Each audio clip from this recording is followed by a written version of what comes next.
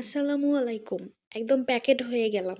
আর হবই না কেন? যে হারে শীত পড়ছে, প্রচণ্ড পরিমাণে শীত। আর এই শীতে বাইরে গেলে তো প্যাকেট হতেই হবে। আর বাইরে যাচ্ছি শীতের কারণেই।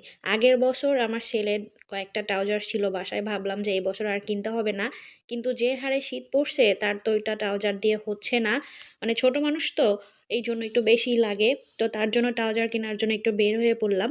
তো ট্রাউজার কিনতে গিয়ে সাথে আরো কি কিনলাম সবকিছুই থাকছে আজকের ভিডিওতে। তো আশা করতেছি ভালো লাগবে। সাথে থাকবেন পুরা ভিডিওর। খুব বেশি বড় ভিডিও না। তো ওখানে আমরা বেরিয়ে পড়ছি অটোতে উঠে। আর আমার ছেলেকেও একদম প্যাকেট করে দিছি।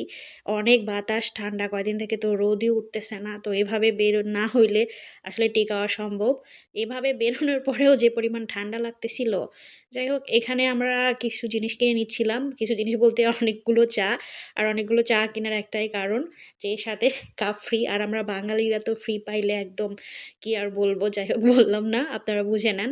তো অনেকগুলো চা কেনা হয়েছে, যার সাথে কিন্তু আমরা কাপ পেয়ে গেছি। তো তারপরে টুকটাক কিছু কেনাকাটা ছিল।